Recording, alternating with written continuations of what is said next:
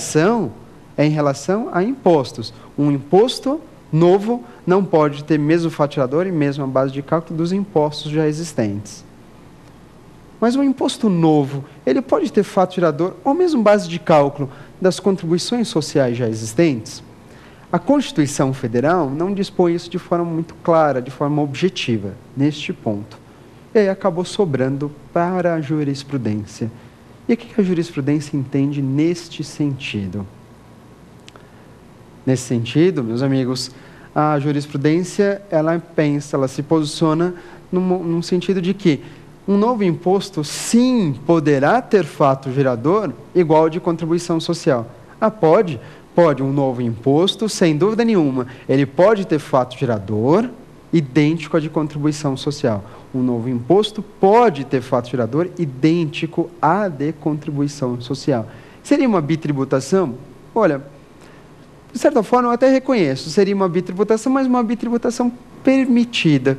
Tudo bem? Seria uma bitributação permitida. Ou, se você preferir, talvez seria um caso de bis in idem, melhor dizendo, né?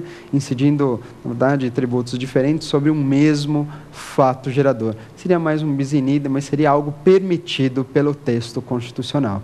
Tudo bem? Bitributação, você imaginaria entes diferentes. Aqui está pensando no mesmo ente, então seria, na verdade, mais um caso de bis in idem, mas algo permitido pelo texto constitucional. Portanto, responde de forma clara aqui, numa frase só, sim, um novo imposto pode ter fato gerador idêntico à de contribuição social. Existe essa autorização constitucional, claro, mediante o entendimento da nossa jurisprudência, o posicionamento atual.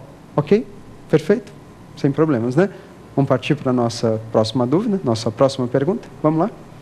Professor, o que se entende por competência ampliativa? Competência ampliativa. Utilizar esse nome, competência ampliativa, eu tenho que admitir, isso não é tão comum. Não é mesmo, competência ampliativa.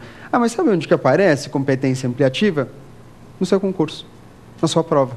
Exatamente. Ali aparece competência ampliativa, ainda que não seja um nome comum. Mas a ideia é exatamente essa, fazer com que você conheça de todo o sistema tributário nacional, ainda que não seja pelas mesmas palavras previstas na Constituição Federal. E quando você pensa em competência ampliativa, isso é bem interessante, porque competência ampliativa é algo, primeiro, pertencente a quem? União. Ok, competência ampliativa então é da União? Competência ampliativa é da União, mas eu não falei de competência ampliativa aqui. Melhor, eu só não usei a expressão competência ampliativa. Eu usei, na verdade, a chamada competência residual. Competência residual ou competência ampliativa são exatamente as mesmas coisas. Você está tratando do mesmo assunto, Então, competência ampliativa diz respeito à competência residual. Competência ampliativa diz sim respeito à competência residual. E aí é interessante até usar essa nomenclatura, competência ampliativa, porque isso acaba nos levando a um outro raciocínio mais interessante, na verdade, mais curioso, que acaba abrindo um pouco os nossos horizontes. Vamos lá entender isso, o que eu estou querendo dizer com essa informação. Olha só. Competência ampliativa, então, é da União, ou seja, apenas a União teria condições de aumentar o seu poder de tributar. Porque, a rigor, meus amigos, o poder de tributar ele é estanque, certo? Ele é fechado, ele é cerrado. O poder de tributar está previsto lá na Constituição Federal e ela, por sua vez, o que faz, a Constituição? Ela distribui esse poder de tributar entre os entes políticos, que são as pessoas que necessitam do poder de tributar. Não é verdade?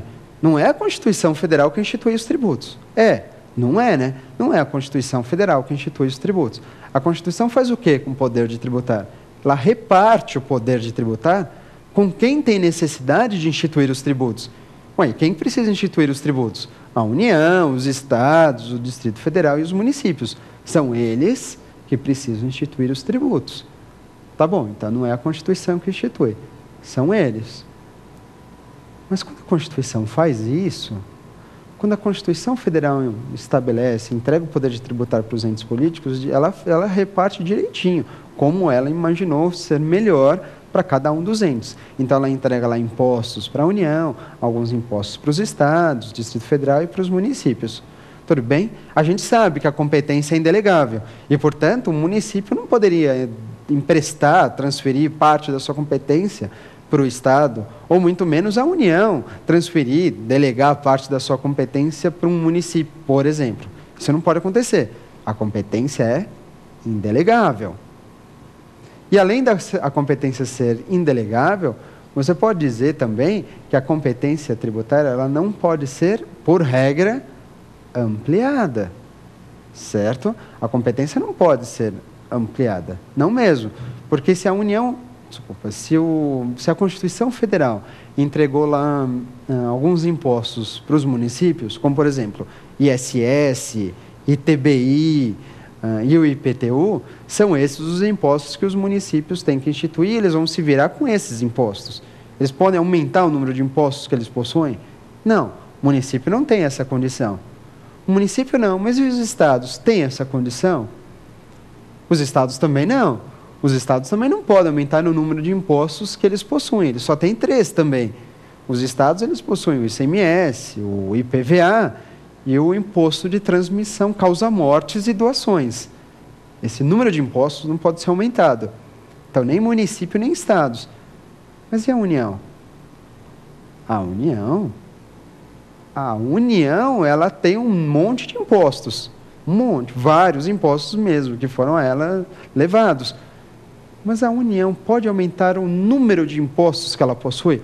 Dessa lista de impostos que a União tem, segundo a Constituição Federal, essa lista ela pode ser estendida, essa lista pode ser aumentada, essa lista pode ser ampliada.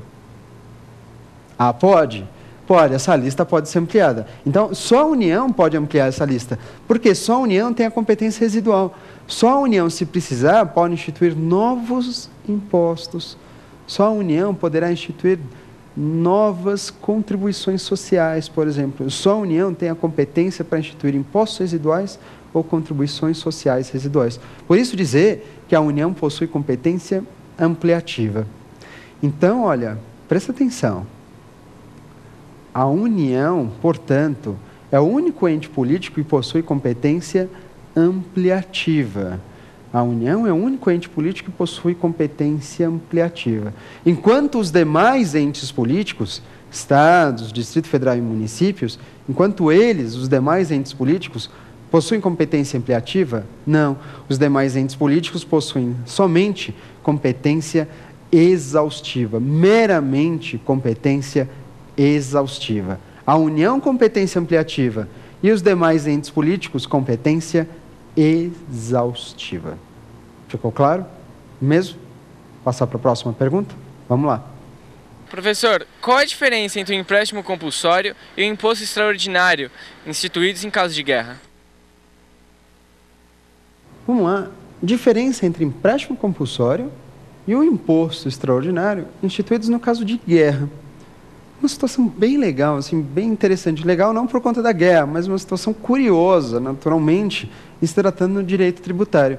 Porque é verdade, no caso de guerra, ele bem lembrou, no caso de guerra, a União tem condições, certamente, de instituir um imposto extraordinário de guerra, como o próprio nome diz, mas se a gente for buscar no texto, nos meandros da Constituição Federal, você vai descobrir que ela também pode instituir empréstimos compulsórios no caso de guerra. É isso mesmo. O imposto extraordinário de guerra serve para essa situação, claramente, mas também existe a possibilidade da União instituir um empréstimo compulsório. No caso de guerra, e para ser bem mais exato, no caso de calamidade pública também. Tá? Empréstimo compulsório, em razão de calamidade pública, no caso de guerra, pode ser instituído.